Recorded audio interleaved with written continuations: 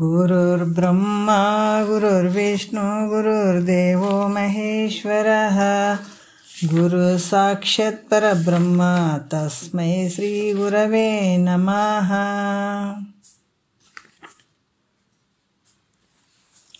ಶ್ರೀ ಜಗದ್ಗುರು ಸಿದ್ಧಾರೂಢರ ಪಾದಕಮಲಗಳಿಗೂ, ಶ್ರೋತ್ರಿಯ ಬ್ರಹ್ಮನಿಷ್ಠ ಸದ್ಗುರು ಬಸವಾನಂದರ ಪಾದಕಮಲಗಳಿಗೂ, ಅವರ ಪ್ರತಿರೂಪದಂಥ ನಿಜಗುಣಪ್ಪನವರ ಪಾದಕಮಲಗಳಿಗೂ ನನ್ನ ದೀರ್ಘದಂಡ ಪ್ರಣಾಮಗಳನ್ನು ಸಲ್ಲಿಸುತ್ತಾ, ಎಲ್ಲ ಮಹಾತ್ಮರ ಪಾದಕಮಲಗಳಿಗೂ ನನ್ನ ದೀರ್ಘದಂಡ ಪ್ರಣಾಮಗಳನ್ನು ಸಲ್ಲಿಸುತ್ತಾ, ಮನದಲ್ಲಿ ಸ್ಮರಿಸಿಕೊಳ್ಳುತ್ತಾ, ತಮ್ಮೆಲ್ಲರಿಗೂ ವಂದಿಸುತ್ತಾ, ಇವತ್ತಿನ ಪರಮಾನುಭವದೇ 4ನೆಯ ಸಂಧಿ ಶುರುವಾದಂಥದ್ದು.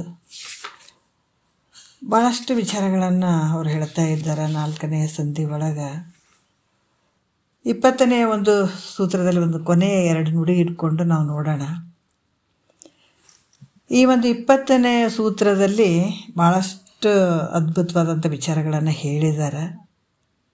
ಚೈತನ್ಯ ಯೋಗದ ನಿರ್ಗುಣ ಅಷ್ಟಾಂಗವು ಆ ಚೈತನ್ಯ ಕ್ರಿಯೆ ಅಳಿದುದೇ ಬೊಮ್ಮ ಅನ್ನುವಂಥದ್ದನ್ನು ಅವರು ಹಿಂದೆ ಹೇಳ್ಕೊತ ಬಂದಿದ್ದಾರೆ. ಇಲ್ಲಿ ಕೊನೆಯ ಒಂದು ಕೆಲವು ನುಡಿಗಳನ್ನು ಸ್ವಲ್ಪ ರಿವರ್ಸ್ ಮಾಡ್ಕೊಂಡು ನಾವು ಹೋಗೋಣ, ರಿವಿಷನ್ ಮಾಡ್ಕೊಂಡು ಹೋಗೋಣ. ಯಾಕಂತಂದರೆ ಇಲ್ಲಿ ಕೂಡ ಧ್ಯಾನದ ಬಗ್ಗೆ ಕೂಡ ಹೇಳಿದರು, ಸುಸಮಾಧಿ ಬಗ್ಗೆ ಕೂಡ ಹೇಳಿದರು. ಯಾಕಂದರೆ ಉಪಾಧಿ ರಹಿತವಾದಂಥದ್ದು ಕೇವಲ ಶುದ್ಧ ಚೈತನ್ಯವೇ ತಾನನ್ನುವಂಥ ಧ್ಯಾನಕಾರ ವೃತ್ತಿ ಏನಿರ್ತದೆ ಅದು ಲಯ ಆಗಿರುವಂಥದ್ದು. ಆ ಲಯವಾದಂಥ ವೃತ್ತಿಗೆ ಯಾವುದು ಅಧಿಷ್ಠಾನವಾಗಿರುವಂಥದ್ದು ಅಂದರೆ ನಿನ್ನ ಸ್ವರೂಪನೇ ಅಧಿಷ್ಠಾನವಾಗಿರುವಂಥದ್ದು, ಅದು ಎಲ್ಲ ಕಡೆ ಇರುವಂಥದ್ದು. ಅಂಥ ಒಂದು ಸ್ವಸ್ವರೂಪದ ಸ್ಥಿತಿ ಏನಿರ್ತದೆ ಅದು ಸಮಾಧಿ ಸ್ಥಿತಿ ಅಂತ ಅನಿಸ್ಕೊಳ್ತದ. ಮತ್ತು ಮುಂದೆ ಕೂಡ ಹೇಳತ್ತಾರ, ಸ್ವರೂಪಾಕಾರದ ಒಂದು ವೃತ್ತಿ ಸ್ಥಿತಿಗೆ, ಸ್ವರೂಪಾಕಾರದ ಒಂದು ವೃತ್ತಿ ಸ್ಥಿತಿ ಇರ್ತದೆ, ಅಲ್ಲಿ ವೃತ್ತಿ ಇರ್ತದೆ, ಅದು ತೂರ್ಯ ಅವಸ್ಥೆ ಅಂತ ಹೇಳ್ತಾರೆ ಅವರು. ಈ ವೃತ್ತಿ ಅವಸ್ಥೆಯನ್ನು ಅಲ್ಲಿ ಇರ್ತದಲ್ಲ ಒಂದು ಸ್ವಲ್ಪ, ಅದು ಯಾಕಂದರೆ ಅದು ಕೂಡ ಅಲ್ಲಿಗೆ ಹೋಗ್ಬೇಕಾಗ್ತದೆ, ಅದು ತೂರ್ಯಾತೀತ ಅಂತ ಅನ್ಸ್ಕೊಳ್ತದೆ ಅಂತ ಕೂಡ ಹೇಳಿದರು ಅವರು. 9ನೇ ನುಡಿ ನೋಡೋಣ. ಅದು ತಾನೇ ತೂರ್ಯವು ಈ ನಿರ್ಗುಣ ಅಷ್ಟಾಂಗ ಯೋಗದ ಕಾರ್ಯಬಹುದಾಗಿ ಪುಸಿಯದು. ನೋಡ್ರಿ, ವಿದಿತಮೆಂದರಿದು ಅದನ್ನುರೇ ಮರೆದುಳಿಮೆ ಯಾವುದುದು ತೂರ್ಯಾತೀತ ಅಂಥದ್ದು ನಿಜ ಅನ್ನುವಂಥ ವಿಚಾರವನ್ನು ಹೇಳುತ್ತಾರೆ. ನೋಡ್ರಿ, ಬಹಳಷ್ಟು ವಿಚಾರಗಳನ್ನು ಹೇಳ್ತಾರೆ. ಯಾಕಂತಂದ್ರೆ ಅದಕ್ಕೆ ಇದು ಬಹಳಷ್ಟು ಗೂಢಾರ್ಥವಾಗಿರುವಂಥದ್ದು. ನಾವು ಕೆಲವೊಂದು ಹಿಂದೆ ಆರ್ಮಿಕವಾಗಿ ಕೆಲವು ಕಥೆಗಳನ್ನು ಹೇಳ್ತಿದ್ರು. ಅಜ್ಜಿ ಅಂದ್ರೆ ಮಕ್ಕಳಿಗೆ ಕತೆ ಹೇಳುವಂಥದ್ದು. ಯಾರೋ ಒಬ್ಬ ರಾಣಿ ಒಂದು ಪ್ರಾಣವನ್ನು ಯಾರೋ ಒಬ್ಬರು ಕಾಡ್ಸಿದ್ದ ಬಂದು ತೊಗೊಂಡದ, ಆತ ಎಷ್ಟೋ ಒಂದು ಬೆಟ್ಟಗಳನ್ನು ದಾಟಿದ, ಎಷ್ಟೋ ನದಿಗಳನ್ನು ದಾಟಿದ, ಅಲ್ಲಿ ಹೋಗಿ ಆಕಿನ ಪ್ರಾಣ ಎಷ್ಟೋ ಒಂದು ಗುಹೆ ಒಳಗೆ ಇಟ್ಟಿದ್ದ, ಅದನ್ನು ತೆಗೆದ, ನಾನಾ ರೀತಿಯಿಂದ ಹೇಳುವಂಥದ್ದಲ್ಲ. ಹಂಗೆ ಕೂಡ ಇಲ್ಲಿ ಇಂಥ ಒಂದು ವಿಶೇಷವಾದಂಥ ವಿಚಾರಗಳನ್ನು ತಿಳ್ಕೊಂಡು ಹೋದಾಗ ನಮ್ಮ ಇರುವಿಕೆ ಅಲ್ಲಿ ಗೊತ್ತಾಗುವಂಥದ್ದು. ಅದಕ್ಕೆ ಇಲ್ಲಿ ಕೂಡ ಏನು ಹೇಳ್ತಾರ, ಈ ಒಂದು ತೂರ್ಯ ಸ್ಥಿತಿ ಏನೈತೆ ನೋಡ್ರಿ, ಹಂತವಾಗಿ ಬಂದಿದ್ದಾರೆ ಅವರು. ಯಾವ ರೀತಿ ಅಂತಂದ್ರೆ ಈ ಯಮ, ನೇಮ, ಆಸನ, ಪ್ರಾಣಾಯಾಮ, ಪ್ರತ್ಯಾಹಾರ, ಧ್ಯಾನ, ಧಾರಣ, ಸಮಾಧಿ ಅನ್ನುವಂಥ ವಿಚಾರಗಳನ್ನು ಇಲ್ಲಿ ಹೇಳ್ಕೊತ ಬಂದಿದ್ದಾರೆ. ಈಗ ಏನು ಹೇಳ್ತಾ ಇದ್ದಾರೆ, ಈ ಸಮಾಧಿ ಸ್ಥಿತಿ ಆದಮೇಲೆ ನಿನ್ನ ಸ್ವಸ್ವರೂಪದ ಒಂದು ಸ್ಥಿತಿ ಏನಿರ್ತದ ಅದು ತೂರ್ಯಾವಸ್ಥೆ ಅಂತ ಹೇಳಿದರು. ಮತ್ತು ನಾವು ಸಮಾಧಿ ಸ್ಥಿತಿಯಲ್ಲೇ ಕೂತ್ಕೊಂಡು ಬಿಟ್ಟಾಗ ಅಲ್ಲೇ ಮುಕ್ತಿ ಐತೇನಪ್ಪ, ಆನಂದ ಐತೇನೋ, ನಮಗೆ ಇಷ್ಟಕ್ಕೆ ಆಯ್ತೇನಂತ ಕುಂದ್ರಂಗಿಲ್ಲ. ಮತ್ತು ನಾವು ಮುಂದೆ ಹೋಗ್ಬೇಕಾಗ್ತದೆ. ಅಲ್ಲಂತಂದ್ರೆ ಆ ಒಂದು ಏನಾಗ್ತದೆ, ಸ್ವಸ್ವರೂಪಾಕಾರದ ಒಂದು ವೃತ್ತಿ ಸ್ಥಿತಿ ಅಲ್ಲಿ ಇರ್ತದೆ. ಇದಕ್ಕೆ ತೂರ್ಯಾವಸ್ಥೆ ಅಂತ ಕೂಡ ಹೇಳ್ತಾರೆ. ಅದು ಹೆಂಗಂದ್ರೆ ಅದು ತಾನೇ ತೂರ್ಯವು ಈ ನಿರ್ಗುಣ ಅಷ್ಟಾಂಗ ಯೋಗದ ಕಾರ್ಯಬಹುದಾಗಿ, ಈ ತೂರ್ಯ ಅವಸ್ಥೆ ಏನು ಬಂದದ ಅದು ಈ ನಿರ್ಗುಣ ಅಷ್ಟಾಂಗ ಯೋಗದಿಂದ ಅದು ಅದರ ಕಾರ್ಯ ಇದು ಯಾವುದು ತೂರ್ಯಾವಸ್ಥೆ. ಅದು ಕೂಡ ಪುಸಿ, ಅದು ಸುಳ್ಳಾಗಿರುವಂಥದ್ದು. ಈಗ ನಿರ್ಗುಣ ಅಷ್ಟಾಂಗದ ಬಗ್ಗೆ ಏನು ಹೇಳಿದ್ದಾರೆ, ಯಮ, ನೇಮ, ಆಸನ, ಪ್ರಾಣಾಯಾಮ, ಪ್ರತ್ಯಾಹಾರ, ಧ್ಯಾನ, ಧಾರಣ, ಸಮಾಧಿ, ಇವುಗಳ ಒಂದು ಈ ಯೋಗದ ಕಾರ್ಯವಾದಂಥದ್ದು ಇದು ತೂರ್ಯಾತೀತ. ತೂರ್ಯತೀತ ಅವಸ್ಥೆ ಬಂದಿರುವಂಥದ್ದು. ಇದು ಕೂಡ ಸುಳ್ಳಾದಂತ ಹೇಳುವಂಥದ್ದು. ವಿದಿತಮೆಂದರಿದು ಅದನ್ನುರೇ ಮರೆದುಳುಮೆಯಾದುದು ಆ ತೂರ್ಯತೀತ ಅಂಥದ್ದು ಅಂತ ಕೂಡ ಹೇಳ್ತಾರೆ. ಈ ರೀತಿಯಾಗಿ ಹೇಳುವಂಥದ್ದು. ಯಾಕಂದ್ರೆ ಸ್ವಸ್ವರೂಪಾಕಾರದ ವೃತ್ತಿ ಸ್ಥಿತಿ ಏನಾಗ್ತದೆ, ಅದು ತೂರ್ಯ ಅವಸ್ಥೆ ಅಂತ ಹೇಳಿಸ್ಕೊಳ್ತದೆ. ಸಮಾಧಿ ಸ್ಥಿತಿಯಲ್ಲಿ ಆ ಸ್ವರೂಪಾಕಾರ ವೃತ್ತಿಯಲ್ಲೇ ಇರುವಂಥದ್ದಕ್ಕೆ ಏನು ತೂರ್ಯ ಅವಸ್ಥೆ ಅಂತ ಹೇಳ್ತಾರೆ. ಅಷ್ಟಾದರೂ ಕೂಡ ಅದು ಹೆಂಗೆ ಎದರಿಂದ ಜನ್ಯವಾಗಿರುವಂಥದ್ದು ಈ ವೃತ್ಯಾತ್ಮಕವಾದ್ದರಿಂದ ಇದು ಕೂಡ ಇಲ್ಲಿ ವೃತ್ತಿ ಇರ್ತದೆ. ಹೆಂಗಂದ್ರೆ ನಾನು ಪರಬ್ರಹ್ಮ ಸ್ವರೂಪ ನಾನು ಇದ್ದೀನಿ ಅನ್ನುವಂಥ ಒಂದು ಆ ಸ್ವರೂಪದ ಅರಿವಿರ್ತದಲ್ಲಿ. ಅದಕ್ಕೆ ಅಷ್ಟಾಂಗ ಯೋಗದಿಂದ ಇದು ಜನ್ಯವಾಗಿರುವಂಥದ್ದು, ಉತ್ಪನ್ನ ಆಗಿರುವಂಥದ್ದು ಇದು ಈ ಅವಸ್ಥೆ. ಹಾಗಾಗಿ ಇಲ್ಲಿ ವೃತ್ತಿ ಇರೋದರಿಂದ ಇದು ಕೂಡ ಸುಳ್ಳಾಗಿರ್ತದೆ. ಅದರಿಂದ ಈ ಮಿಥ್ಯಾದ ತೂರ್ಯ ಅವಸ್ಥೆಯನ್ನು ಅದು ಕೂಡ ಹೋಗ್ಬೇಕು, ಅದು ಕೂಡ ಲಯ ಆಗಬೇಕು. ಅದು ಲಯ ಆಯಿತು ಅಂದಾಗ ಒಂದು ಉಳಿದಂಥ ಉಳುಮೆ ಏನದ, ಆ ಸ್ವರೂಪ ಏನದ, ಅದು ತೂರ್ಯಾತೀತ ಅಂತ ಕೂಡ ಹೇಳುತ್ತಾರೆ. ಅಂದರೆ ಈ ತೂರ್ಯತೀತ ಹಿಂದಿನ ವಿಚಾರದಲ್ಲಿ ಹೇಳಿದರು. ಈ ತೂರ್ಯತೀತ ಅಂದರೆ ಯಾವುದು ಒಂದು ವೃತ್ತಿ ಅಲ್ಲಿ ಇರೋಂಗಿಲ್ಲ, ಅದು ಸತ್ಯ ಅನ್ನುವಂಥದ್ದು ನಮ್ಮ ಅನುಭವಕ್ಕೆ ಬರೋಂಗಿಲ್ಲ ಅಂತ ಕೇಳಿದ್ರೆ. ಯಾಕಂದ್ರೆ ವೃತ್ತಿ ಇದ್ರೆ ಅನುಭವಕ್ಕೆ ಬರ್ತದೆ. ಅಲ್ಲಿ ವೃತ್ತಿ ಇದ್ದಾಗ ಮಾತ್ರ ಅನುಭವಕ್ಕೆ ಬರ್ತದೆ. ವೃತ್ತಿನೇ ಇರಲಿಲ್ಲ ಅಂತಂದ್ರೆ ಅದು ಹೆಂಗೆ ಅನುಭವಕ್ಕೆ ಬರ್ತದ? ವೃತ್ತಿ ಇಲ್ಲದ್ರಿಂದ ಅನುಭವಕ್ಕೆ ಬರೋದಿಲ್ಲ. ಅದರಿಂದ ತೂರ್ಯತೀತ ಅನ್ನುವಂಥ ಅವಸ್ಥೆ ಅದು ಇಲ್ಲ ಅಂತ ಅನ್ಬೇಕಾಗ್ತದೆ. ಅದು ಅನುಭವಕ್ಕೆ ಬರದೇ ಇರುವಂಥದ್ದಕ್ಕೆ ಅನಾನುಭವವಾದಂಥದ್ದಂತ ನಾವು ಹೇಳಬೇಕಾಗ್ತಂತ ಶಂಕೆ ಮಾಡಿದ್ರು ಕೂಡ ಅವ್ರು ಹೇಳ್ತಾರೆ ಇಲ್ಲ. ವನಿತೆ ಸೂಪತಿ ತೂರ್ಯ ಪದದೋಳು ಅಡಗಿದ ಮೆನಿಸುವ ಎಲ್ಲ ವಿಷಯದ ತೋರಿಕೆ ಇನಿಸಿಲ್ಲದ ಆನಂದ ನಿಜವಾಗಿ ತಾನಿರ್ಪುದು ಅನುಭವ ಸಿದ್ಧ ಮಿಂತಿದು ನಂಬು ಅಂತ ಹೇಳ್ತಾರೆ. ಯಾಕಂದ್ರೆ ಇದು ನಿದ್ರೆ ಮತ್ತು ತೂರ್ಯ ಅವಸ್ಥೆ ಎರಡು ಅವಸ್ಥೆಗಳಲ್ಲಿ ಏನು ಅಂತಂದ್ರೆ ಭಿನ್ನ ಇರ್ತದೆ. ಯಾಕಂದ್ರೆ ನಿದ್ರೆ ಅವಸ್ಥೆನೂ ಅದೇ ರೀತಿ ಇರ್ತದೆ, ತೂರ್ಯ ಅವಸ್ಥೆ ಕೂಡ ಹಂಗೆ ಇರ್ತದೆ ತೂರ್ಯತೀತದಲ್ಲಿ ಕೂಡ. ಯಾಕಂದರೆ ಎರಡು ಅವಸ್ಥೆಗಳಲ್ಲಿ ಏನದ ಅಹಂಕಾರ ದೇಹ ಇಂದ್ರಿಯಗಳು ಇದರಲ್ಲಿ ಕೂಡ ಇರಂಗಿಲ್ಲ, ಇದರಲ್ಲಿ ಕೂಡ ಇರಂಗಿಲ್ಲ. ಇದರಲ್ಲಿ ಅಡಿಗಿರ್ತಾವೆ, ಇದರಲ್ಲಿ ನಷ್ಟ ಆಗಿರ್ತಾವೆ ತೂರ್ಯತೀತದಲ್ಲಿ. ವ್ಯತ್ಯಾಸಗಳು ಇಷ್ಟೇ. ಯಾಕಂದ್ರೆ ನಿದ್ರೆ ಅವಸ್ಥೆಯಲ್ಲಿ ಕೂಡ ಅಲ್ಲಿ ಇಂದ್ರಿಯಗಳು ಯಾವುದಿಲ್ಲ, ಯಾವುದು ವಿಷಯಗಳು ಇಲ್ಲ, ಅನುಭವ ಮಾಡುವಂಥದ್ದಕ್ಕೆ ಏನು ಇರಂಗಿಲ್ಲ, ಅಲ್ಲಿ ಯಾವುದು ಇಂದ್ರಿಯಗಳು ಅಲ್ಲಿ ಇರಂಗಿಲ್ಲ. ಆದರೆ ಇವೆರಡು ಅವಸ್ಥೆಗಳಲ್ಲಿ ಅಹಂಕಾರ ಅನ್ನುವಂಥದ್ದು, ದೇಹ ಅನ್ನುವಂಥದ್ದು, ಇಂದ್ರಿಯಗಳು ಅನ್ನುವಂಥದ್ದು, ದೃಶ್ಯವಾದಂಥ ಶಬ್ದಾದಿ ವಿಷಯಗಳೆಲ್ಲವೂ ಅಡಗಿಕೊಂಡಿರ್ತಾವೆ, ಇರಂಗಿಲ್ಲ. ಅಂದರೆ ಇಲ್ಲೇನಾಗಿರ್ತದೆ, ಇವು ಅಡಗಿಕೊಂಡಿರ್ತಾವೆ ನಿದ್ರೆಯಲ್ಲಿ. ಆದರೆ ತೂರ್ಯತೀತದಲ್ಲಿ ಇವೆಲ್ಲ ನಷ್ಟ ಆಗಿರ್ತವೆ, ಏನಿರಂಗಿಲ್ಲ. ಅಲ್ಲಿ ದೃಗ್ರೂಪವಾದಂಥ ನಿನ್ನ ನಿಜ ಸ್ವರೂಪ ಒಂದು ಮಹಿಮೆಯಿಂದ ನಿನ್ನ ಪ್ರಕಾಶಮಾನವಂಥದ್ದೇ ಇರ್ತದಲ್ಲಿ. ಎಲ್ಲಿ ತೂರ್ಯತೀತದಲ್ಲಿ, ತೂರ್ಯಾವಸ್ಥೆ ತೂರ್ಯತೀತದಲ್ಲಿ ಹಿಂಗಿರುವಂಥದ್ದು. ಇಲ್ಲಿ ನಿದ್ರೆ ಅವಸ್ಥೆಯಲ್ಲಿ ಏನಾಗಿರ್ತದೆ ಅಂದ್ರೆ ಅಲ್ಲಿ ಇವೆಲ್ಲ ಅಡಗಿರ್ತಾವೆ. ಅಲ್ಲಿ ವಿಶೇಷ ಜ್ಞಾನದ ಒಂದು ಅಭಾವ ಇರ್ತದಲ್ಲಿ. ಹಾಗಾಗಿಬಿಟ್ಟು ಇಲ್ಲಿ ಏನಿರ್ತದ, ನಿನ್ನ ನಿಜ ಸ್ವರೂಪವು ತನ್ನ ಮಹಿಮೆಯಿಂದ ತಾನೇ ಪ್ರಕಾಶಮಾನವಾಗಿ ಉಳಿಯುವಂಥದ್ದು ಇರ್ತದೆ ತೂರ್ಯತೀತದಲ್ಲಿ. ಇದು ತನ್ನ ಅನುಭವವಾದಂಥ ಮಾತು ಹೊರತು ಪರೋಕ್ಷವಾಗಿ ಹೇಳಿರುವಂಥದ್ದಲ್ಲ, ಇದು ಎಲ್ಲರಿಗೂ ಅನುಭವ ಆಗಿರುವಂಥದ್ದು. ಅದರಿಂದ ಈ ನಿವೃತ್ತಿಕ ಸಚ್ಚಿದಾನಂದ ಸ್ವರೂಪವೇ ತನ್ನ ಸ್ವರೂಪ. ನಿದ್ರೆಯಲ್ಲಿ ಕೂಡ ಅರಿವಿರ್ತದೆ. ಅದು ನಿದ್ರೆಯಲ್ಲಿ ಅರಿವಿದ್ದದಕ್ಕಾಗಿ ನಾವು ಎಚ್ಚೆತ್ತುಕೊಂಡ ಮೇಲೆ ಇಲ್ಲ ನಾನು ಚಂದ ಆನಂದವಾಗಿ ಮಲಗಿದ್ದೆ, ಭಾಳ ಚಂದ ಐತಪ್ಪ ನಿದ್ದೆ ಅಂತ ಅಲ್ಲಿ ಅರಿವಿನ ಸ್ವರೂಪ ಇರ್ತದೆ. ಆದರೆ ವಿಶೇಷ ಜ್ಞಾನದ ಒಂದು ಅಭಾವ ಇರ್ತದೆ ಅಲ್ಲಿ. ಹಾಗಾಗಿ ಅದು ನಿದ್ರೆ ಎಲ್ಲಿ ಕೂಡ ಅರಿವಿರ್ತದೆ. ಅಲ್ಲಿ ಇವೆಲ್ಲ ಇಂದ್ರಿಯಗಳು ದೇಹ ಅವೆಲ್ಲ ಏನಾಗಿರ್ತಾವೆ, ಅಡಗಿರ್ತಾವೆ. ಆದರೆ ಇಲ್ಲಿಲ್ಲ, ಇಲ್ಲೆಲ್ಲವೂ ನಷ್ಟ ಆಗಿರ್ತಾವೆ, ಅವು ಯಾವ ಇರಂಗಿಲ್ಲ. ತನ್ನ ಸ್ವಸ್ವರೂಪದ ಸ್ಥಿತಿಯೇ ಇಲ್ಲಿ ಇರ್ತದೆ ಅನ್ನುವಂಥದ್ದು. ಈ ರೀತಿ ನಿವೃತ್ತಿಕ ಸಚ್ಚಿದಾನಂದ ಸ್ವರೂಪವೇ ತನ್ನ ನಿಜ ಸ್ವರೂಪ ಆಗಿರ್ತದಪ್ಪ ಅನ್ನುವಂಥದ್ದು ವಿಚಾರವನ್ನು ಹೇಳ್ತಾರೆ. ನಿರ್ಗುಣ ಅಷ್ಟಾಂಗ ಯೋಗ ನಿರೂಪಣೆ ಸೂತ್ರ 20ಕ್ಕೆ ಪದ 170 ಅಂತ ಹೇಳಿ ಈಗ ನಿರ್ಗುಣ ಯೋಗಕ್ಕೆ ಕಾರಣವಾದ ನಿರ್ಗುಣ ಅಷ್ಟಾಂಗವನ್ನು ನಿರೂಪಿಸಿ, ನಿರ್ಗುಣ ಯೋಗಕ್ಕೆ ಕಾರಣವಾದಂಥದ್ದು ಯಾವುದು? ನಿರ್ಗುಣ ಅಷ್ಟಾಂಗ ಯೋಗ. ಇದರಿಂದ ಹೇಳಿದರೆ ಇದರ ಯಮ ನೇಮಾಸನ ಇವು ಅಷ್ಟಾಂಗದ ಯೋಗಗಳನ್ನು ಹೇಳಿದರು. ಈ ನಿರ್ಗುಣ ಯೋಗಕ್ಕೆ ಮುಖ್ಯವಾಗಿರುವಂಥದ್ದು ಈ ಸೂತ್ರದಲ್ಲಿ ತನ್ನ ನಿಜ ಸ್ವರೂಪ ತನ್ನ ಅನುಭವಕ್ಕೆ ಬರುವ ಹಾಗೆ ಇಲ್ಲಿ ಹೇಳ್ತಾರೆ ಅವರು. ನಿನ್ನ ಅನುಭವಕ್ಕೆ ಬರುವಂಗ ಇಲ್ಲಿ ಹೇಳುವಂಥದ್ದು ಅಂತ ಕೂಡ ಇಲ್ಲಿ ಹೇಳ್ತಾರೆ. ಭಾಳ ವಿಶೇಷವಾಗಿ ಇಲ್ಲಿ ಹೇಳ್ಕೊಂಡು ಬರ್ತಾರೆ. ಏನು ಹೇಳ್ತಾರೆ ನೋಡೋಣ. ಇಲ್ಲಿ ಯಾವ ರೀತಿ 21ನೇ ನಾವು ಸೂತ್ರ ನೋಡೋಣ. ಭಾಳ ವಿಶೇಷವಾಗಿ ಹೇಳ್ತಾರೆ. ಯುವತಿ ಮೇಲೈದು ಭಾವನೆ ನಿರಾವರಣ ಒಪ್ಪುವ ನಿಸ್ಸಮಾಧಿಯೇ ಪರಬ್ರಹ್ಮ. ನೋಡ್ರಿ, ಇವೆಲ್ಲ ನಮ್ಮ ಒಳಗಡೆ ನಡೆಯುವಂಥ ವಿಚಾರಗಳನ್ನು ಹೇಳ್ತಾರೆ. ಈ ಸಗುಣ ಅಷ್ಟಾಂಗಕ್ಕೆ ಬಾಹ್ಯದಲ್ಲಿರುವಂಥ ಕೆಲವು ಉಪಕರಣಗಳು ಬೇಕಾಗ್ತವೆ. ಅದೇ ಪ್ರಕಾರ ಇದು ನಿರ್ಗುಣ ಅಷ್ಟಾಂಗದಲ್ಲಿ ಇದಕ್ಕೆ ಯಾವ ಬಾಹ್ಯದ ಉಪಕರಣಗಳು ಬೇಕಾಗಂಗಿಲ್ಲ. ಇಲ್ಲಿ ಬುದ್ಧಿ ಚೈತನ್ಯ, ಯಾಕಂದರೆ ಚೈತನ್ಯ ಬುದ್ಧಿ ಈ ಕ್ರಿಯೆ ನಡೆಯುವಂಥದ್ದಿಲ್ಲಿ, ಇದ್ರ ವ್ಯವಸ್ಥೆ ಆಗುವಂಥದ್ದಿಲ್ಲಿ. ಯಾಕಂತಂದ್ರೆ ಇಲ್ಲಿ ಭಾಳಷ್ಟು ವಿಚಾರಗಳನ್ನು ಅವರು ಹೇಳ್ತಾರೆ. ಯುವತಿ ಅಂದರೆ ಹೇ ಸ್ತ್ರೀಯಳೆ, 5 ಭಾವನೆಯ ಮೇಲೆ, ಭಾವನೆ ಅಂತ ಹೇಳಿದ್ದಾರೆ. ಅದಕ್ಕೆ ಭಾವನೆ ಅನ್ನುವಂಥದ್ದು ನಾವು ಮುಂದೆ ವೃತ್ತಾತ್ಮಕ ಅಂದರೆ ಈ ಜಾಗ್ರ ಯಾವುದು ಅಂತಾರೆ 5 ಭಾವನೆಗಳು ಅಂತ ಹೇಳ್ಯಾರ.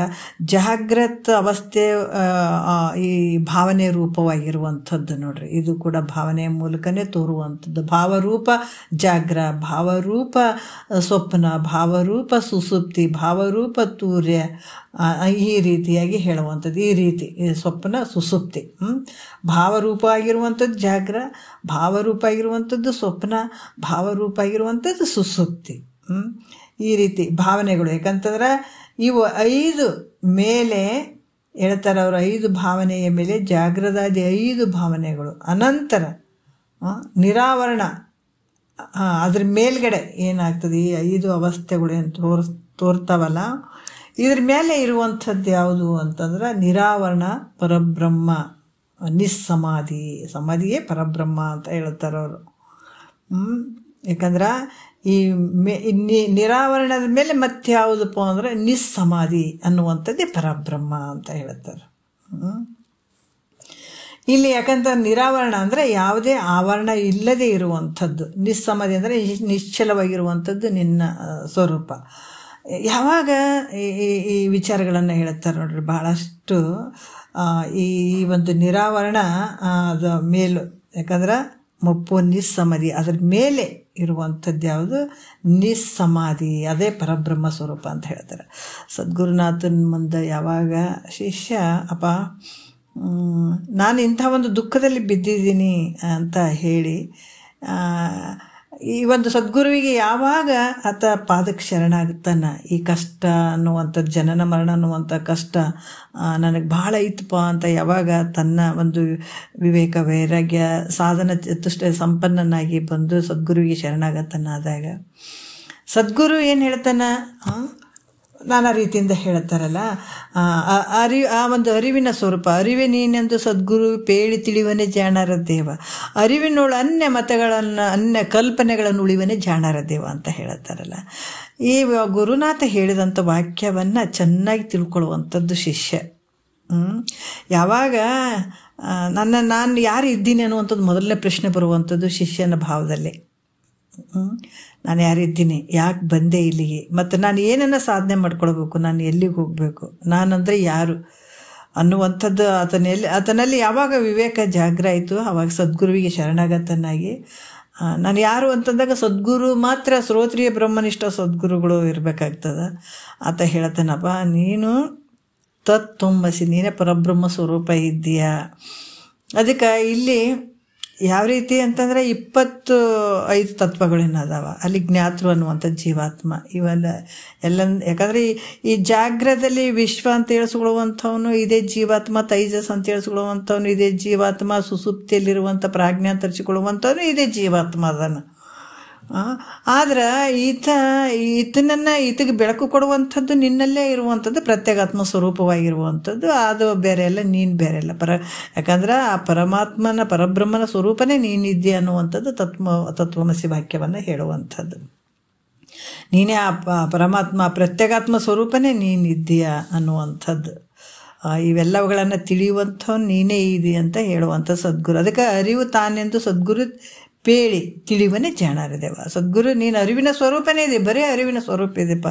ಎಲ್ಲವನ್ನ ಈ ಶರೀರವನ್ನು ನೀನೇ ತಿಳ್ಕೊಳ್ತಿದ್ದಿ, ಇಂದ್ರಿಯಗಳನ್ನು ನೀನೇ ತಿಳ್ಕೊಳ್ತಿದ್ದಿ, ವಿಶ್ವನಾಗಿ ಜಾಗ್ರದಲ್ಲಿ ಎಲ್ಲವನ್ನ ನೀನೇ ತಿಳ್ಕೊಳ್ಳುವಂಥವನಿದೆ. ಆಮೇಲೆ ಸ್ವಪ್ನದಲ್ಲಿ ಎಲ್ಲವನ್ನ ನೀನೇ ತಿಳ್ಕೊಳ್ತಿದ್ದಿ, ಮತ್ತು ಸುಸುಪ್ತಿಯನ್ನು ಕೂಡ ನೀನೇ ತಿಳ್ಕೊಳ್ತಿದ್ದಿ. ಇವೆಲ್ಲ ಅವಸ್ಥೆಗಳನ್ನು ಪ್ರಕಾಶ ಮಾಡುವಂಥವು ನೀನೇ. ಇವನ್ನೆಲ್ಲಕ್ಕೂ ಈ ಎಲ್ಲ 3 ಜೀವರುಗಳು, 3 ಶರೀರಗಳು, ಮೂರು ಅವಸ್ಥೆಗಳು ನೋಡ್ರಿ. ಇವೆಲ್ಲವಕ್ಕೂ ಪ್ರಕಾಶ ಮಾಡುವಂಥದ್ದು ಯಾವುದು? ಪ್ರತ್ಯೇಗಾತ್ಮ ಸ್ವರೂಪ. ಅಂಥ ಸ್ವರೂಪ. ಯಾವಾಗ ಸದ್ಗುರು ನಿನ್ನ ಅರಿವಿನ ಸ್ವರೂಪನೇ ನೀನು ಇದೆಯಾ, ನೀ ಸ್ವಯಂ ಜ್ಯೋತಿ ಇದಿ, ಪ್ರಕಾಶಾತ್ಮಕರಿಂದ ಕೂಡಿದಂಥವು ನೀನೇ ಇದೆ. ಜಗತ್ತಿನ ಸಕಲ ವ್ಯವಹಾರಗಳು ನಿನ್ನಲ್ಲೇ ನಡೀತಾವೆ, ಎಲ್ಲಕ್ಕೂ ಬೆಳಕು ಕೊಡುವಂಥವು ನಿನ್ನ ಆಧಾರದಲ್ಲೇ ಇವೆಲ್ಲ ತೋರ್ತವ ಅಂತ ಹೇಳಿದಾಗ ಆತ ಇದನ್ನು ನಂಬಿಕೆಯಿಂದ ತಗೊಳ್ಳುವಂಥದ್ದು, ಶ್ರದ್ಧೆಯಿಂದ ತಗೊಳ್ಳುವಂಥದ್ದು. ಅದಕ್ಕೆ ಗುರುವಚನ ಹೆಂಗೆ ತಗೊಳ್ತಾನ ಅಂದ್ರೆ ಯಾವ ರೀತಿ ಇಲ್ಲಿ ಅಂತಂದ್ರೆ ಗುರುವಚನವೇ ಶ್ರುತಿ ಸ್ಮೃತಿ ಅಂತ ತೊಗೊಳ್ಬೇಕಾಗ್ತದೆ. ಇಲ್ಲಿ ಗುರುಗಳು ಹಂಗೆ ಹೇಳ್ತಾರೆ, ಪುರಾಣ ಹೇಳ್ದಂಗೆ ಹೇಳ್ತಾರೆ, ನಾವು ಮಾಡ್ತೀವಿ. ಯಾಕಂದ್ರೆ ಪುರಾಣ ಹೇಳಬೇಕಾದಾಗ ನಾವು ಅದನ್ನು ಕೇಳಿಕೊಂಡು ನಾವು ಅದನ್ನು ಒಪ್ಕೋಬೋದು, ಬಿಡ್ಬೋದು, ನಂಬಬೋದು, ಬಿಡ್ಬೋದು.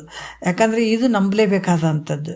ನಿನಗಂತ ಮುಕ್ತಿ ಆಗಬೇಕಾಗಿತ್ತು ಅಂತಂದಾಗ ಗುರುವಾಕ್ಯವನ್ನು ನೀನು ನಂಬಲೇಬೇಕಾಗ್ತದೆ. ಇಲ್ಲಾಂದ್ರೆ ನಿನ್ನ ಜನ್ಮ ವ್ಯರ್ಥ ಆಗ್ತದೆ ಅಷ್ಟೇ, ಅನರ್ಥವಾಗಿ ನಿನ್ನನ್ನು ನೀನೇ ಹಾಳು ಮಾಡ್ಕೊಂಡಂಗೆ ಆಗ್ತದೆ.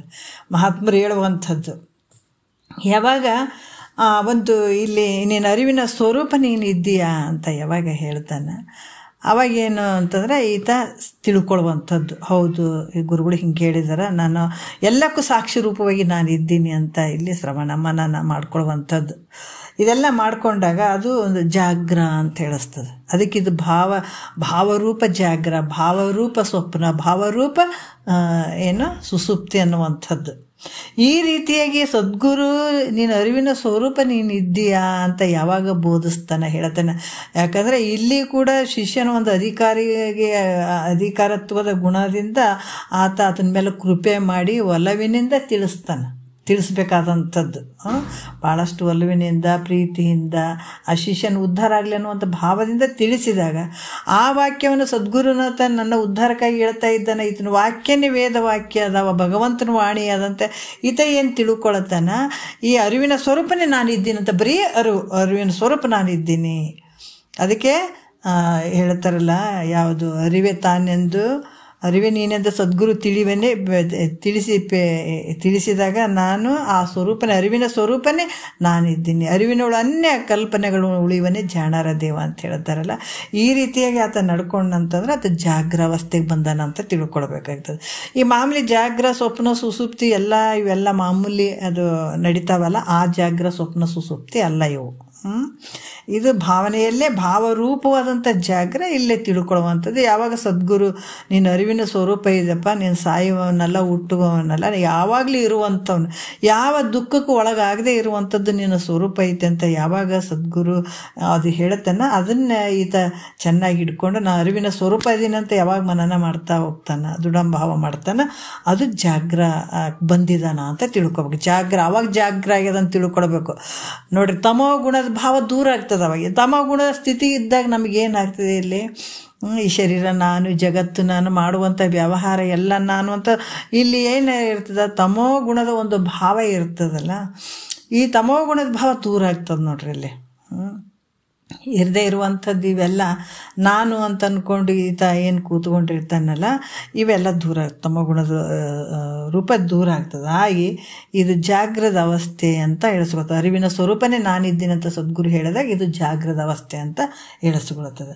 ಇನ್ನು ಇಲ್ಲಿ ಹಿಂದೆ ಕೂಡ ಹೇಳಿದ್ದಾರೆ ಸ್ವಪ್ನ ಅವಸ್ಥೆ ಅಂತಂದ್ರೂ ಕೂಡ ಅಲ್ಲಿ ಗುರು ಹೇಳಿದ ಮೇಲೆ ನಾನು ಮೂರು ರೀತಿಯಿಂದ ಇಲ್ಲಿ ವಿಶ್ವನಾಗಿ ಮತ್ತು ತೈಜಸ್ಸನಾಗಿ ಯಾವುದು ಪ್ರಾಜ್ಞನಾಗಿ ಸ್ಥೂಲ ಶರೀರದಲ್ಲಿ ಏನು ಈ ಒಂದು ಜಾಗ್ರದಲ್ಲಿ ವಿಶ್ವನಾಗಿ ತಿಳಿಯುವಂಥದ್ದು ಇದೇ ಜೀವಾತ್ಮ ಅದನ. ಮತ್ತು ಸ್ವಪ್ನದಲ್ಲಿ ಏನು ತಿಳಿತಾನಲ್ಲ, ಈ ಸ್ವಪ್ನದ ಪ್ರಪಂಚವನ್ನು ಅನುಭವಿಸ್ತಾನೆ, ಅಲ್ಲಿ ತೈಜಸ್ ಜೀವ ಇದನ್ನು ಜೀವನೇ ಇಲ್ಲಿ ಕೂಡ ಅರಿತಾನೆ. ಮತ್ತು ನಿದ್ರೆಯಲ್ಲಿ ಪ್ರಾಜ್ಞೆ ರೂಪವಾಗಿ ಅರಿತಾನಲ್ಲ. ಈ ಒಂದು ಅರಿವಿನ ಸ್ವರೂಪ ಜೀವಾತ್ಮನ ಒಂದು ಏನು ಸ್ವರೂಪ ಐತಲ್ಲ, ಅದು ನಾನದಿನೋ, ಮತ್ತು ಇದರ ಒಳಗಡೆ ಇರುವಂಥ ಒಂದು ಪ್ರತ್ಯೇಗಾತ್ಮ ಸ್ವರೂಪ ನಾನಿದ್ದೇನೋ ಅನ್ನುವಂಥದ್ದು. ಯಾಕಂದ್ರೆ ಈ ಜೀವರೂಪನ ಒಂದು ಅರಿವು ನಾನಿದ್ದೇನೋ, ಯಾಕಂದರೆ ಈತ ಜೀವರೂಪದಿಂದ ಇವನ್ನ ಅರಿತಾನೆ. ಈ ಮೂರು ಕಾಲದಲ್ಲಿರುವಂಥದ್ದು ಮೂರು ಶರೀರಗಳನ್ನು, ಮೂರು ಅವಸ್ಥೆಗಳನ್ನು ಅರಿಯುವಂಥವನು, ಮೂರು ಹೆಸರುಗಳಿಂದ ತಗೊಳ್ಳುವಂಥವನು ಇದು ಜೀವಾತ್ಮ. ಈ ಜೀವಾತ್ಮ ನಾನದಿನೋ ಅಥವಾ ಇದು ಪ್ರತ್ಯೇಗಾತ್ಮದ ಸ್ವರೂಪ ನಾನಿದ್ದೇನೋ ಅನ್ನುವಂಥ ಏನು ಸಂಶಯ ಅಲ್ಲಿ ಬರ್ತದಲ್ಲ, ಅದು ಏನು ಅನಿಸ್ಕೊಳ್ತದೆ, ಇಲ್ಲಿ ಸ್ವಪ್ನದ ಅವಸ್ಥೆ ಅಂತ ಅನಿಸ್ಕೊಳ್ತದೆ, ಅಲ್ಲಿ ಸಂಶಯ ಭಾವ ಇರುವಂಥದ್ದು. ಆ ಒಂದು ಸಂಶಯ ಭಾವಕ್ಕೆ ಏನು ಹೇಳ್ತಾರೆ ಇಲ್ಲಿ ಸ್ವಪ್ನದ ಅವಸ್ಥೆ ಅಂತ ಕೂಡ ಹೇಳ್ತಾರೆ. ಯಾಕಂದ್ರೆ ಈ ಪರಬ್ರಹ್ಮ ಯಾವುದು ನಾನು ಇದ್ದೀನಿ ಅಂತನ್ನುವಂಥದ್ದು ಈ ರೀತಿ. ಮತ್ತು ಇನ್ನೊಂದು ಸುಪ್ತಿ ಅವಸ್ಥೆಯಲ್ಲಿ ಕೂಡ ಯಾವಾಗ ಅಂತಂದ್ರೆ ಅಲ್ಲಿ ವಿಶೇಷ ಜ್ಞಾನದ ಒಂದು ಅಭಾವ ಇರ್ತದಲ್ಲಿ ಸುಪ್ತಿ ಅವಸ್ಥೆಯಲ್ಲಿ, ಅದಕ್ಕೆ ಸುಪ್ತಿ ಅವಸ್ಥೆ ಅಂತ ಕೂಡ ಹೇಳ್ತಾರೆ. ಅಲ್ಲ ತನ್ನನ್ನು ತಾನು ಅರಿದೇ ಇರುವಂಥ, ಅರಿವು ತಾನಂತ ಅಂದರೂ ಕೂಡ ಅಲ್ಲಿ ತಾನು ಅರಿದೇ ಇರುವಂಥದ್ದು, ಅಂದರೆ ವಿಶೇಷ ಜ್ಞಾನ ಅಲ್ಲಿ ಇರೋಂಗಿಲ್ಲ, ವಿಶೇಷ ಜ್ಞಾನದ ಒಂದು ಅಭಾವ ಇರ್ತದಲ್ಲಿ, ಹಾಗಾಗಿ ಅಲ್ಲಿ ಗೊತ್ತಾಗಂಗಿಲ್ಲ ಅನ್ನುವಂಥದ್ದು. ಇಲ್ಲಿ ತೂರೆ ಅವಸ್ಥೆಗಳು, ಇವು ಪ್ರಯತ್ನ ಇವೆಲ್ಲನೂ ವರ ಜಾಗ್ರ, ವರ ಸ್ವಪ್ನ, ವರ ಸುಪ್ತಿ ಅಂತ ಕೂಡ ಹೇಳ್ತಾರೆ. ಈ ರೀತಿಯಾಗಿ ಈ 5 ಅವಸ್ಥೆಗಳು ಏನದವ, ತೂರೆ ಮತ್ತು ತೂರೆತೀತ. ಈ ಅವಸ್ಥೆಗಳು 5 ಅವಸ್ಥೆಗಳ ಮೇಲೆ ಯಾವ ಸ್ವರೂಪ ಉಂಟೋ ಇವೆಲ್ಲ ಈ ಭಾವನೆ ನಿರಾವರಣ ಒಪ್ಪುವ ನಿಸ್ಸಮಾಧಿ ಅಂತ ಹೇಳ್ತಾರೆ. ಇವೆಲ್ಲವುಗಳ ಅವಸ್ಥೆಗಳ ಮೇಲೆ ಯಾವ ಸ್ವರೂಪ ಆದ ಅದು ನಿರಾವರಣ ಆಗಿರುವಂಥದ್ದು ಅಂತ ಹೇಳ್ತಾರೆ. ಯಾವ ಆವರಣ ಇಲ್ಲ, ಆವರಣ ರಹಿತವಾಗಿರುವಂಥದ್ದು. ನಿರಾವರಣ ಅಂದರೆ ತನ್ನ ಸ್ವರೂಪಕ್ಕೆ ಅವಿದ್ಯಾದಿ ಯಾವ ಆವರಣಗಳು ಇಲ್ಲ. ಏನು ಸ್ವರೂಪಕ್ಕೆ ನಾವೇನು ಹೇಳ್ತೀವಲ್ಲ, ಈ ಪಂಚಕೋಶಗಳು ಅಂತ ಹೇಳ್ತೀವಿ, ಇವೆಲ್ಲ ನಮ್ಮ ಆವರಣಕ್ಕೆ ಮುಚ್ಕೊಂಡಿದ್ದಾವೆ. ಈಗ ಅನ್ನಮಯ ಕೋಶ, ಪ್ರಾಣಮಯ ಕೋಶ, ಮನೋಮಯ ಕೋಶ, ವಿಜ್ಞಾನಮಯ ಕೋಶ, ಆನಂದಮಯ ಕೋಶ ಅಂತ ನಾವು 5 ಕೋಶಗಳಂತ ಹೇಳ್ತೀವಿ. ಇವೆಲ್ಲ ಏನಾಗಿದಾವ, ಒದಕೆ ಆಗಿರುವಂಥದ್ದು ಐತಲ್ಲ, ಈ ರೀತಿಯಾಗಿರುವಂಥದ್ದು ಅವಿದ್ಯಾದಿಯಿಂದ ಕೂಡಿದಂಥದ್ದು ಏನದಾವ ಇವೆಲ್ಲ. ಮತ್ತು ಇವು ಯಾವ ಆವರಣಗಳು ಇಲ್ಲಿಲ್ಲ. ಈ ಪ್ರತಿಯೊಂದು ವಿಚಾರಗಳನ್ನು ಇಲ್ಲಿ ಹೇಳ್ತಾರೆ. ಈ ಶರೀರದ್ದಾಗಿರ್ಬೋದು, ಶರೀರದ ಇಂದ್ರಿಯಗಳಾಗಿರ್ಬೋದು, ಪಂಚ ವಿಷಯಗಳಾಗಿರ್ಬೋದು, ಇವು ಕೂಡ ಯಾವುವು ಇರೋಂಗಿಲ್ಲ.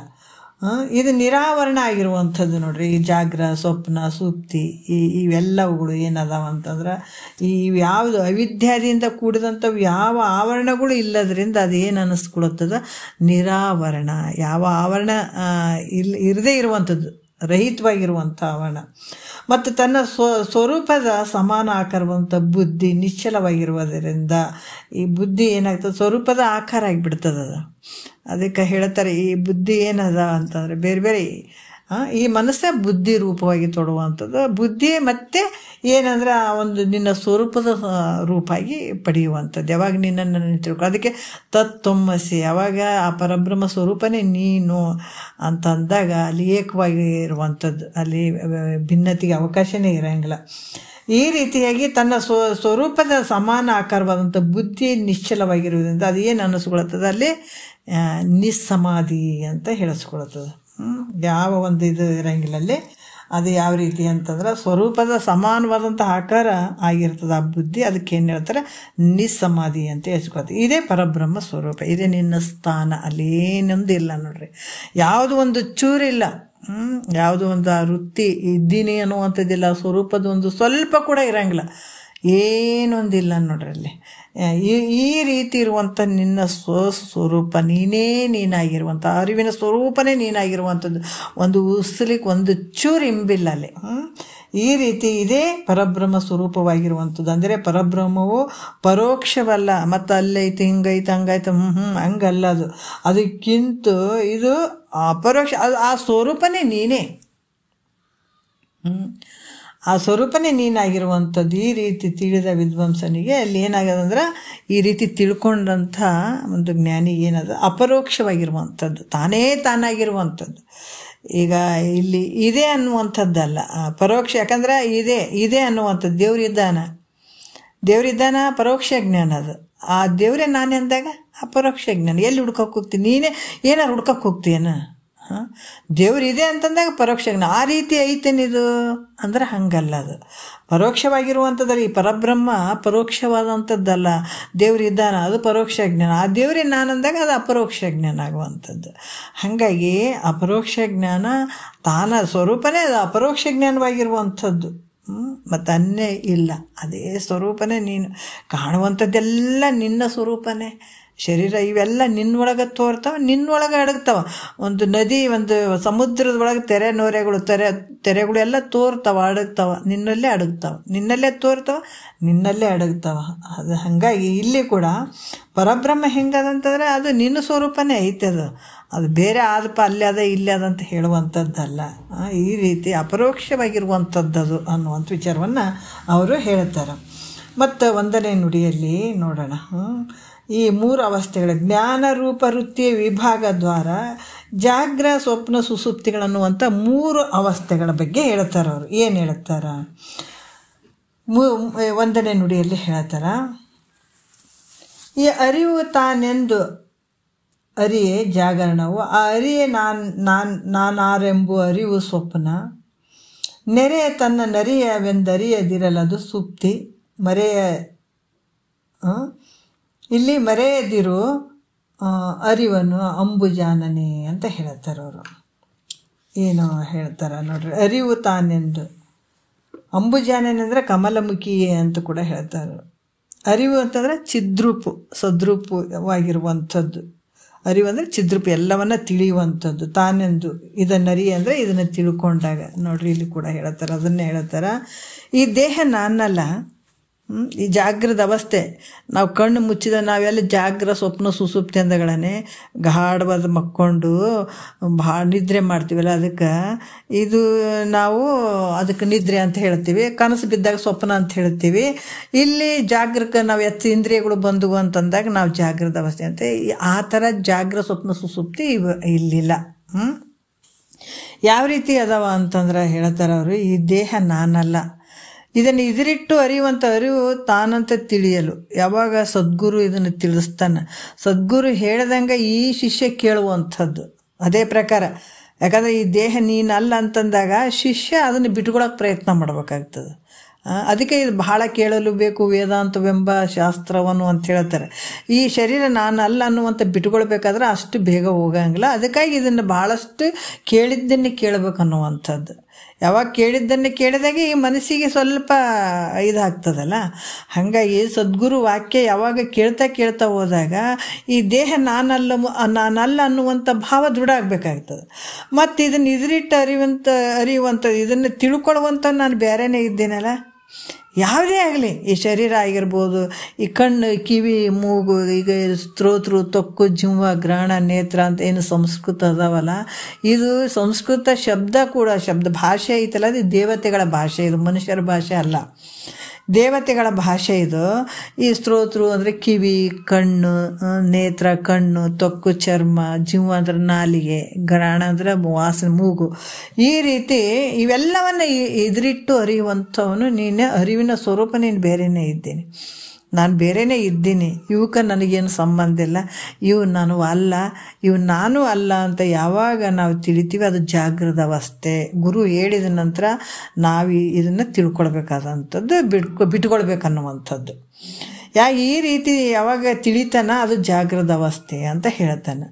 ನನ್ನನ್ನು ನಾನು ತಿಳಿಲಾರೆ, ನನ್ನ ಹೆಂಗೆ ತಿಳಿಯೋಕ್ಕಾಗ್ತದೆ ನನ್ನನ್ನು ನಾನು? ಅದಕ್ಕೆ ಈ ದೇಹ ನಾನು ಅದಿನೋ, ದೇಹದಲ್ಲಿರುವಂಥ ಈ 3 ಜೀವರುಗಳು ಅದಾರಲ್ಲ, ಯಾವುದು ವಿಶ್ವ, ತೈಜಸ್ಸು, ಪ್ರಾಜ್ಞೆ, 3 ಶರೀರಗಳಲ್ಲಿ ಅದಾನ. ಇವೆಲ್ಲವನ್ನು ಅರಿಯುವಂಥವನು, ವ್ಯವಹಾರ ಮಾಡುವಂಥವನು ಅದಾನ. ಈ ದೇಹ ನಾನು ಇದ್ದೀನೋ, ಇದಕ್ಕೆ ಸಾಕ್ಷಿಯಾದಂಥ ಪ್ರತ್ಯೇಗಾತ್ಮ, ಒಂದು ಅರಿವಿನ ಸ್ವರೂಪ ನಾನು ಇದ್ದೀನೋ, ಯಾವುದು ನಾನು ಇದ್ದೀನಿ ಅಂತ ಗೊಂದಲಕ್ಕೆ ಬೀಳ್ತಾನೆ ಇಲ್ಲಿ ಒಂದು ಸ್ವಲ್ಪ. ಯಾವುದು ನಾನಿದ್ದೀನಿ ಇದನ್ನು ಅರಿತಾನೆ. ಒಳಗಿದ್ದ ಈ ಸ್ಥೂಲ ಶರೀರವನ್ನು ಹಿಡ್ಕೊಂಡು 24 ತತ್ವಗಳು, ಜೀವಾತ್ಮನ ಕೂಡಿದ್ರೆ 25. ಈತ ಏನು ಮಾಡ್ತಾನೆ ಅಂದರೆ 25 ತತ್ವಗಳನ್ನು ಕೂಡಿದಂಥದ್ದ ಇವೆಲ್ಲ ಈ ಸ್ಥೂಲ ಶರೀರ ಕಾಣಿಸ್ತಾವ. 17 ತತ್ವದಿಂದ ಸೂಕ್ಷ್ಮ ಶರೀರ ಅಲ್ಲಿ ಕೂಡ ಅನುಭವಿಸ್ತಾನೆ. ಆತ ತೈಜಸ್ ಜೀವಾತ್ಮ ಅನಿಸ್ಕೊಳತ್ತಾನ, ಸುಸುಪ್ತಿಯಲ್ಲಿ ಪ್ರಾಜ್ಞೆ ಅಂತ ಅನಿಸ್ಕೊಳತ್ತಾನ, ಆತನು ಕೂಡ ಅಲ್ಲಿ ತಿಳಿತಾನೆ. ಅದಕ್ಕೆ ಇವೆಲ್ಲವನ್ನು ಅರಿಯುವಂಥ ಈ ಜೀವಾತ್ಮ ಅಥವಾ ದೇಹ, ಈ ದೇಹ ನಾನದಿನೋ ಅಥವಾ ಇದಕ್ಕೆ ಸಾಕ್ಷಿಯಾಗಿರುವಂತಹ ಒಂದು ಅರಿವಿನ ಸ್ವರೂಪ ನಾನು ಇದ್ದೀನೋ ಅನ್ನುವಂಥ ಇದು ಗೊಂದಲ ಇರ್ತದೆ. ಇಲ್ಲಿ ಸಂಶಯ ಇರ್ತದೆ. ಈ ಸಂಶಯಾತ್ಮಕ ಜ್ಞಾನ ಏನು ಅನ್ನಿಸ್ತದಲ್ಲಿ ಸ್ವಪ್ನ ಅಂತ ಅನಿಸ್ಕೊಳತ್ತದ. ಸ್ವಪ್ನ ಅಂತ ಅನಿಸ್ಕೊಳತ್ತದ. ಮತ್ತು ಅರಿವೆಂದು ಅರಿದ ಬಳಿಕ ಅರಿವಂತ ಅರಿದ ಬಳಿಕ ತನ್ನನ್ನು ತಾನು ಚೆನ್ನಾಗಿ ಅರಿಯದಿರಲು ಅಲ್ಲಿ ತಿಳ್ಕೊಂಡಿದ್ದಾನಂದ್ರೆ ಇಲ್ಲಿ ಏನಂತಂದ್ರೆ ತನ್ನನ್ನು ತಾನು ಚೆನ್ನಾಗಿ ಅರಿಯದಿರಲು ತಾನು ಚೆನ್ನಾಗಿ ಅಲ್ಲಿ ತಿಳ್ಕೊಳ್ಳದೆ ಇದ್ದಾಗ ತಾನು ಯಾರು ಇದ್ದೀನಂತ ತಿಳ್ಕೊಳ್ಳದೆ ಇದ್ದಾಗ ಅದು ಸುಪ್ತಿ ಅವಸ್ಥೆ. ಅಂದರೆ ಅಲ್ಲಿ ವಿಶೇಷವಾದಂತಹ ಜ್ಞಾನದ ಅಭಾವ ಅಲ್ಲಿ ಇರ್ತದೆ. ಯಾಕಂದರೆ ವಿಶೇಷವಾದಂತಹ ಜ್ಞಾನದ ಒಂದು ಅಭಾವವೇ ಸುಸುಪ್ತಿ ಅಂತ ಹೇಳ್ತಾರೆ ಅಲ್ಲಿ. ಈ ರೀತಿಯಾಗಿ ಸುಪ್ತಿ ಅಂತ ನೀ ತಿಳ್ಕೊ ಅಂತ ಹೇಳ್ತಾರೆ. ಮತ್ತು ಇದು ತೂರ್ಯ ಮತ್ತು ತೂರ್ಯತೀತದ ಎರಡು ಅವಸ್ಥೆಗಳನ್ನು ಇಲ್ಲಿ ಹೇಳ್ತಾರೆ. ಎರಡನೇ ನುಡಿಯಲ್ಲಿ ಹೇಳ್ತಾರೆ. ಏನು ಹೇಳ್ತಾರೆ ನೋಡೋಣ. ಬರೀ ಅರಿವಾನೆಂಬ ತಿಳಿವು ತನ್ನೋಳು ತೋರಿ ಕರಿಗೊಂಡು ದೃಢಮಾಗಲದು ತೂರ್ಯ ನೆರೆ ಮರೆದನ ಅದನ್ನು ನಿಂದೊಡೆ ತೂರ್ಯಾತೀತ ಅರಿ ನಿಜವದು ತಾನೇ ಪರಮಾತ್ಮ. ಭಾಳ ವಿಶೇಷವಾಗಿ ಹೇಳ್ತಾರೆ ನೋಡ್ರಿ. ಏನು ಹೇಳ್ತಾರ ಅಂತಂದ್ರೆ ಬರೀ ಅರಿವೇ ಆನೆಂಬ ತಿಳಿವು ತನ್ನೋಳು ತೋರಿ ಆ ಶುದ್ಧವಾದಂಥ ಬರೀ ಅರಿವು ಅಂತಂದ್ರೆ ಏನು ಹೇಳ್ತಾರೆ, ಅರಿವೇ ಬರೀ ಅರಿವೇ ಇಲ್ಲಿ ಮರೆಯದೊಮ್ಮೆಯೋ ಅಂತ ನಿಜಗೊಂಡಿರುವಂಥದ್ರಲ್ಲಿ ಹೇಳ್ತಾರೆ. ಯಾಕಂದ್ರೆ ಶುದ್ಧವಾದಂಥ ಚೈತನ್ಯ ಅಲ್ಲಿ ಯಾವ ಉಪಾಧಿಗಳು ಇಲ್ಲ ಅಲ್ಲಿ. ಆ ಒಂದು ಶುದ್ಧವಾದ ಚೈತನ್ಯವೇ ನಾನಂತ ತಿಳಿಯುವಂಥದ್ದು ನೋಡ್ರಿ. ಯಾಕಂತಂದ್ರೆ ಯಾವುದೇ ಅಲ್ಲಿ ಸಂಶಯ ಭಾವ ಆಗಿರ್ಬೋದು, ವಿಪರೀತ ಭಾವ ಆಗಿರ್ಬೋದು, ಯಾವುದೇ ಇರದೇ ಇರುವಂಥದ್ದು ನೋಡ್ರಿ ಅಲ್ಲಿ. ಯಾಕಂದರೆ ಯಾವುದರಲ್ಲಿ ಇದಾದವೇನು ಸಂಶಯ ಭಾವ ವಿಪರೀತ ಭಾವ ಅನ್ನುವಂಥದ್ದು ಇವು ಭಾವಗಳು ಅದಾವೇನಂತಂದ್ರೆ ಯಾವುದೂ ಇಲ್ಲ ಅಲ್ಲಿ. ಅದಕ್ಕೆ ಶುದ್ಧವಾದಂಥ ಒಂದು ಚೈತನ್ಯ ಸ್ವರೂಪನೇ ತಾನನ್ನುವಂಥದ್ದು ನೋಡ್ರಿ. ಯಾಕಂದರೆ ಇಲ್ಲಿ ಮೂರು ಈ ಸಂಶಯ ಭಾವ ಅನ್ನುವಂಥದ್ದು. ಯಾಕಂತಂದ್ರೆ ಈ ಸಂಶಯ ಭಾವ, ಅಸಂಭಾವ ಮತ್ತು ವಿಪರೀತ ಭಾವ ಅನ್ನುವಂಥದ್ದು ಎಲ್ಲ ಪ್ರತಿಯೊಬ್ಬರಲ್ಲಿ ಇವು ಮೂರು ಇರ್ತಾವೆ. ಬ್ರಹ್ಮದ ಈ ಸರ್ವಜ್ಞತ್ವಾದಿಗಳು ನನಗೆ ಇಲ್ಲ. ಯಾಕಂದ್ರೆ ಆ ಬ್ರಹ್ಮ ಅಂತಂದ್ರೆ ಎಲ್ಲ ಸರ್ವಜ್ಞತ್ವಾದಿಗಳು ಆ ಬ್ರಹ್ಮನಲ್ಲಿ ಇರ್ತಾವೆ. ಹೌದಾ? ಅದು ಎಲ್ಲವನ್ನ ತಿಳಿತನ, ಸರ್ವಜ್ಞತ್ವದಿಂದ ಕೂಡಿರ್ತಾನ, ಎಲ್ಲ ಒಂದು ಶಕ್ತಿ ಆತನಲ್ಲಿ ಇರ್ತದೆ. ಅದಕ್ಕೆ ಆ ರೀತಿ ಬ್ರಹ್ಮನಲ್ಲಿ ಆದಪ್ಪ. ಆದ್ರೆ ನನಗಿವು ಅದಾವೇನು ಇಲ್ಲ. ಅದಕ್ಕೆ ಇದು ನಾನು ಬ್ರಹ್ಮನ ಅಲ್ಲ ಅನ್ನುವಂಥದ್ದು ಇದೇನು ಅಸಂಭಾವನೆ ಅಂತ ಹೇಳಿಸ್ಕೊಳ್ತದೆ. ಇದು ಅಂದರೆ ಅಂಥ ಒಂದು ದೊಡ್ಡ ಶಕ್ತಿ ನನ್ನ ಬಳಿ ಇಲ್ಲ. ಬ್ರಹ್ಮನಿಗೆ ಎಲ್ಲ ಶಕ್ತಿ ಅದ, ಸರ್ವಜ್ಞತ್ವಾದಿಯಿಂದ ಕೂಡಿದಾನ. ಅದಕ್ಕೆ ಅಂಥ ಬ್ರಹ್ಮನಲ್ಲಿದ್ದಂಥವು ನನ್ನಲ್ಲಿಲ್ಲ. ಅದಕ್ಕೆ ನಾನು ಬ್ರಹ್ಮನ ಅಲ್ಲ ಅನ್ನುವಂಥದ್ದು ಕೂಡ ಇದು ಅಸಂಭಾವ ಅಂತ ಅನಿಸ್ಕೊಳ್ಳೋದು. ಈ ಒಂದು ವಿಪರೀತ ಭಾವ ಅಂತಂದ್ರೆ ನಾನು ಬ್ರಹ್ಮನಾಗಿದ್ರೆ ನನಗೆ ಎಲ್ಲವನ್ನ ಮಾಡುವಂಥದ್ದು, ಎಲ್ಲವನ್ನ ತಿಳಿಯುವಂಥದ್ದು, ಸರ್ವಜ್ಞತ್ವಾದಿ ಈ ಎಲ್ಲ ಗುಣಗಳು ನನಗಿರಬೇಕಾಗಿತ್ತು. ಹೌದಲ್ಲ? ನೀ ಬ್ರಹ್ಮ ಅಂತೀರಿ ಅಂತಂದ ಮೇಲೆ ಮತ್ತು ನಾನು ಎಲ್ಲ ಸರ್ವಜ್ಞತ್ವಾದಿಗಳು ನನಗೆಲ್ಲವನ್ನ ಇರಬೇಕಾಗಿತ್ತು, ಎಲ್ಲ ಶಕ್ತಿ ನನ್ನಲ್ಲಿ ಬರಬೇಕಾಗಿತ್ತು, ಆ ಗುಣಗಳು ಇರಬೇಕಾಗಿತ್ತು. ಸೃಷ್ಟಿ ಸ್ಥಿತಿ ಲಯ ಇವುಗಳನ್ನು ಮಾಡೋಕ್ಕೆ ಬರಬೇಕಾಗಿತ್ತು ನನಗೆ. ಇದು ಬರಲಿಲ್ಲ ಅಂತಂದ ನಾನು ಹೆಂಗೆ ಬ್ರಹ್ಮನಾಗ್ತೇನೆ? ಅದಕ್ಕೆ ನಾನು ಜೀವನೇ ಇರ್ತೀನಿ ಅನ್ನುವಂಥ ನಿಶ್ಚಯ ಮಾಡುವಂಥದ್ದು ವಿಪರೀತ ಜ್ಞಾನ ಆಗ್ತದೆ. ಅದು ಇರುವಂಥದ್ದೇ ಒಂದು, ಇರದೇ ಇರುವಂಥದ್ದನ್ನು ತಿಳ್ಕೊಳ್ಳುವಂಥದ್ದು, ಅದೇ ಸತ್ಯ ಅಂತ ಹೋಗ್ತಾ ಇರ್ತಾನೆ ಇದೆ. ಇದಕ್ಕೆ ವಿಪರೀತ ಭಾವನೆ ಅಂತ ಹೇಳ್ತಾರೆ ಅವರು. ಈ ರೀತಿಯಾಗಿ ಇಲ್ಲಿ ಕೂಡ ಹೇಳ್ತಾರೆ. ಈ ಸಂಶಯ ಭಾವ ಇಲ್ಲಿ ಅದಕ್ಕೆ ಹೇಳ್ತಾರೆ. ಈ ಸಂಶಯ ಭಾವ ಅಂತಂದ್ರೆ ಈ ದೇವ್ರು ದೊಡ್ಡವ ನಾನು ಸಣ್ಣವ ಅನ್ನುವಂಥ ಭಾವನೆ. ಇದು ದೇವ್ರು ದೊಡ್ಡವದಾನ, ನಾನು ಸಣ್ಣವದೀನಿ ಅನ್ನುವಂಥ ಭಾವನೆ. ಹಾಗೆ ನಾನು ಬ್ರಹ್ಮನು ಹೌದು ಅಥವಾ ಅಲ್ಲೋ ಅನ್ನುವಂಥ ಭಾವನೆ. ಅದಕ್ಕೆ ನಾನು ತಿಳ್ಕೊಂಡಿದ್ದೀನಿ ಎಷ್ಟು ಈ ಭಾಳಷ್ಟು ತಿಳ್ಕೊಂಡತ್ತ ಇದ್ದೀನಿ ಅಂದರೂ ಕೂಡ ದೇವ್ರು ದೊಡ್ಡವನೇ ಅದಾನ. ನಾನು ದೇವ್ರು ಹೆಂಗೆ ಆಗ್ತೀನಿ ರೀ ನಾನು ಸಣ್ಣವದೀನಿ ಅನ್ನುವಂಥ ಭಾವನೆ. ಹಾಗೆ ನಾನು ಬ್ರಹ್ಮ ಹೆಂಗಾಗ್ತೀನಿ ಹೌದೋ ಅಲ್ಲೋ, ನಾ ಬ್ರಹ್ಮ ಹೌದೋ ಅಲ್ಲೋ ಅನ್ನುವಂಥ ಭಾವನೆ ಏನು ಬರ್ತದಲ್ಲ ಅದು ಸಂಶಯ ಭಾವನೆ ಅಂತ ಹೇಳ್ತಾರೆ.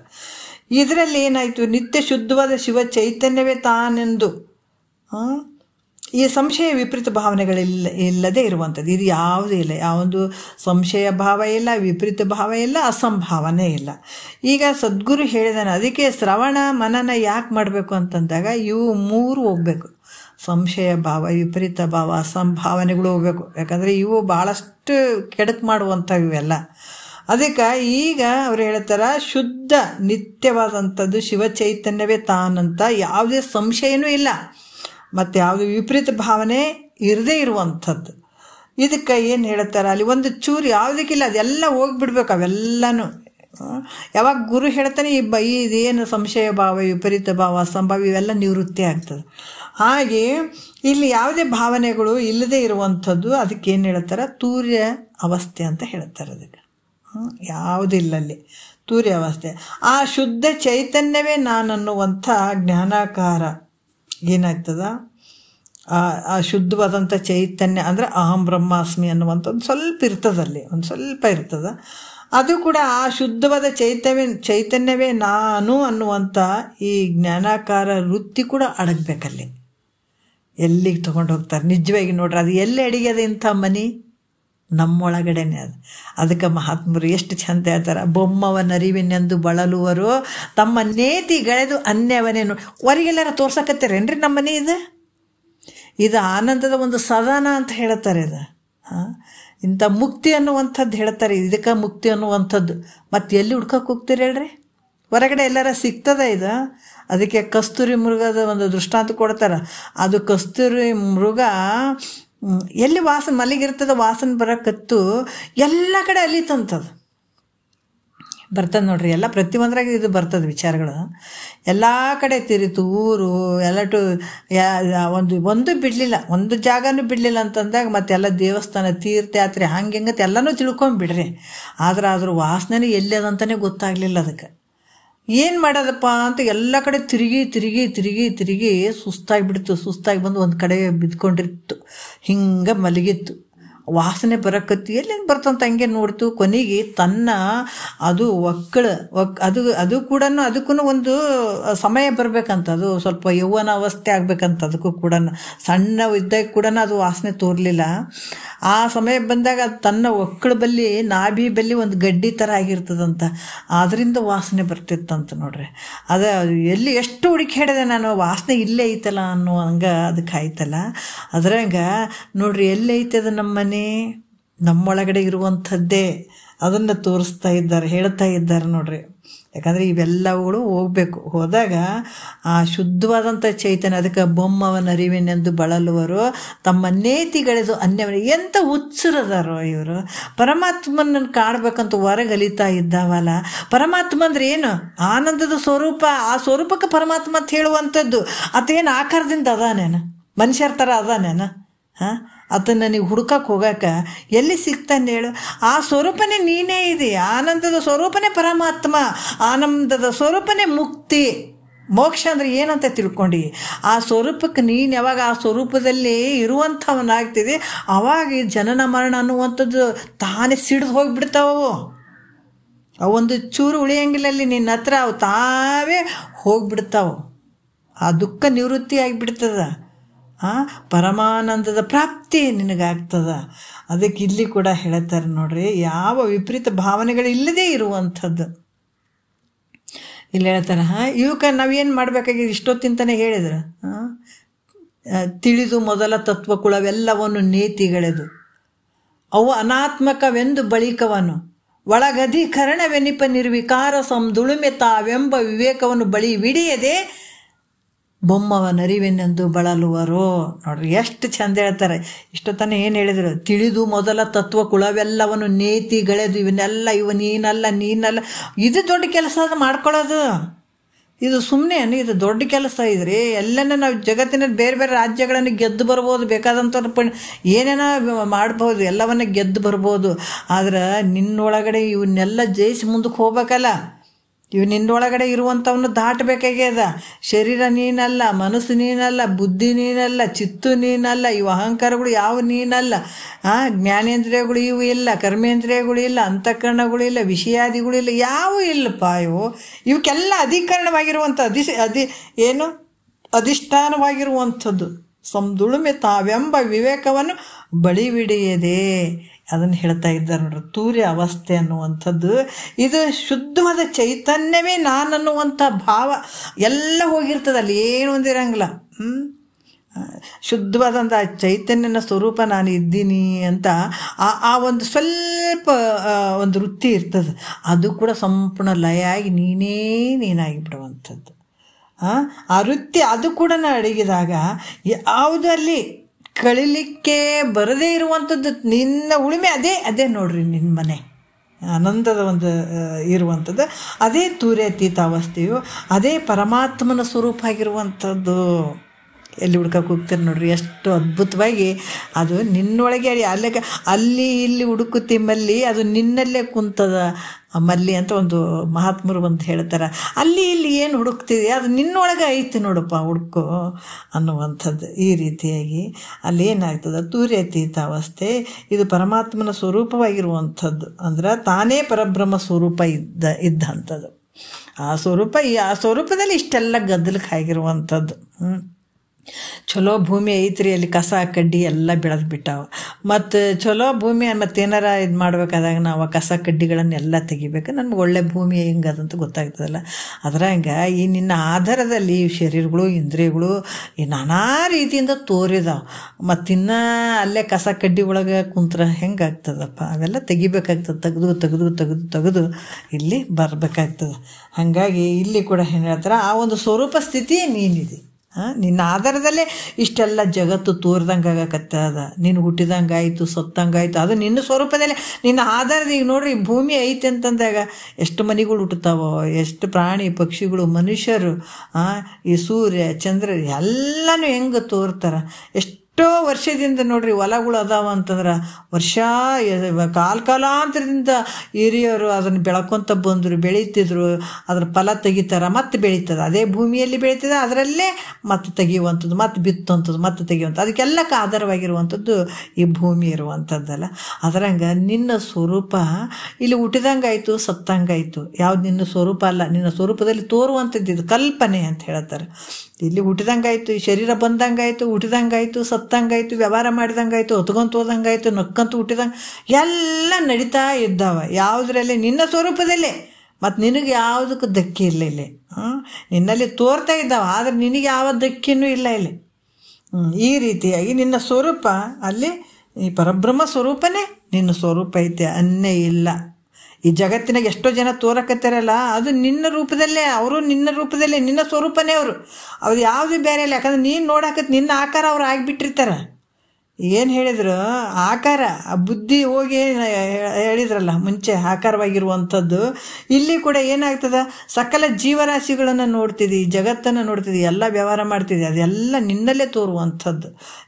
ನೀನೇ ಅದರ ಆಕಾರಗಳನ್ನು ಆಗುವಂಥದ್ದು. ಅದು ನಿನ್ನ ಸ್ವರೂಪನೇ ಹೊರತು ಅನ್ನೇ ಇಲ್ಲ. ಅದಕ್ಕೆ ಆ ಪರಬ್ರಹ್ಮ ಸ್ವರೂಪನೇ ನೀನಿದ್ದೀಯಪ್ಪ ಅಂತ ಹೇಳುತ್ತಾರೆ ಇದನ್ನು. ಮತ್ತಿನ್ನೊಂದು ಚೂರು ನೋಡಿಬಿಡೋಣ. ನಿರಾವರಣ ಸಮಾಧಿಯ ಸ್ವರೂಪವನ್ನು ಇಲ್ಲಿ ಹೇಳ್ತಾರೆ. ನಿರಾವರಣ ಸಮಾಧಿಯ ಸ್ವರೂಪವನ್ನು ಕೂಡ ಇಲ್ಲಿ ಹೇಳ್ತಾರೆ. ಮತ್ತು ಇದನ್ನು ಇಟ್ಕೊಂಡ್ರಿ ನಾವು ಒಂದು 4-5 ಅದ. ಇದನ್ನು ಮತ್ತೆ ನಿರಾವರಣ ಸಮಾಧಿಯ ಸ್ವರೂಪವನ್ನು ಮುಂದಿನ ವಿಚಾರಗಳಲ್ಲಿ ನೋಡೋಣ.